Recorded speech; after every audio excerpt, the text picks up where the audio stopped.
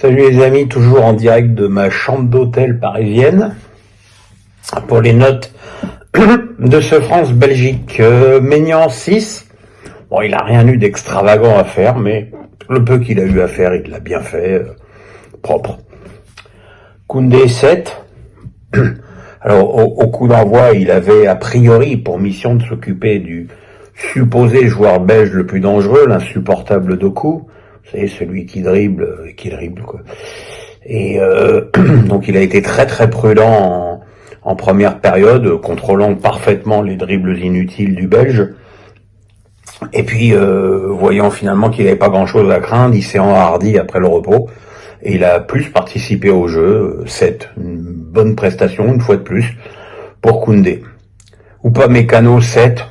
On a vu la différence avec Konaté contre l'Italie. Très costaud, intransigeant dans les duels, et franchement impeccable homme à homme. un vrai bon match de stopper.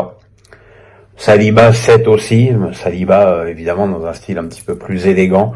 Il a dominé le match, notamment dans son duel souvent avec Openda. Il a été absolument impeccable. Lucas Digne 7 aussi. 26 mois après sa dernière sélection, le très trop sous-estimé latéral a fait un match extrêmement sérieux, avec une bonne utilisation de son pied gauche. C'est lui qui est au départ du premier but, et franchement, il a montré ce soir qu'il était plus qu'une alternative. Au milieu de terrain, Koné 7. Début de match pas terrible, avec encore une fois un carton jaune au bout de 2 minutes de présence sur le terrain, comme contre l'Italie. Mais derrière, il a pris vite la mesure des Belges, et il a imposé sa puissance et ses jolis dribbles de dégagement dans le milieu de terrain, avec vraiment une prestation très très intéressante. Et voilà, c'est un petit peu le joueur qui a manqué au bleu à l'Euro, où Tchouaméni était trop discret, Kamavinga trop discret, Kanté s'éteignait au fil des matchs. Et un joueur d'impact comme ça dans les duels, c'est très important au milieu, et peut-être que je pense que Koné a marqué pas mal de points sur ce match. Guendouzi 6, il a mis du temps à exister, et puis finalement c'est lui qui a fait les 2 premières matchs de l'équipe de frappe de l'équipe de France.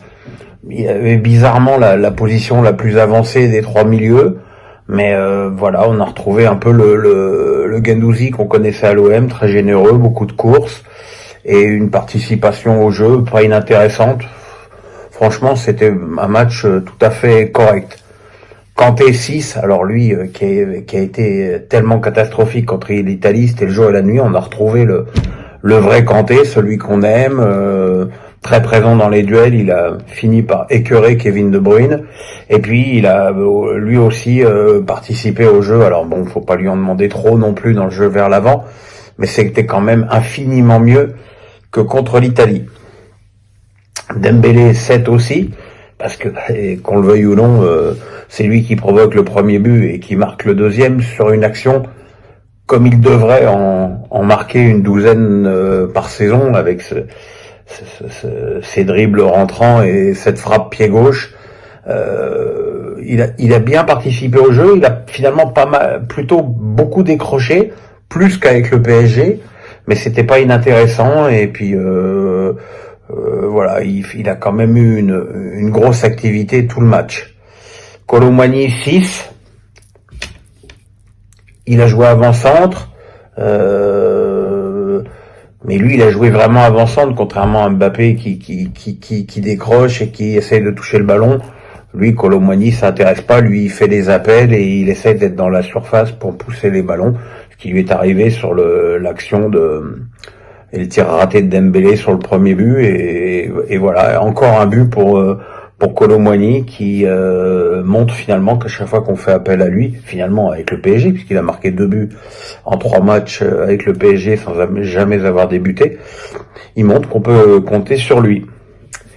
Thuram 6, alors Thuram lui il a joué plus à gauche, et j'ai trouvé qu'il avait lui aussi une belle activité, notamment sur le plan défensif.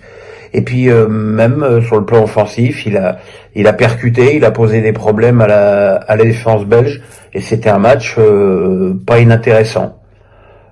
Les entrants ont fait Barcola a eu une ou deux belles actions, et de toute façon il a été tellement mal accueilli par le Groupama Stadium qu'il ne sait donc pas faire la part des choses, et c'est toujours bien dommage, mais enfin on va pas le reprocher au public lyonnais, ils sont tous pareils. Mais c'était plutôt une entrée correcte, bonne entrée aussi pour Mbappé, qui a eu deux occasions, et puis qui a eu une participation au jeu finalement assez intéressante.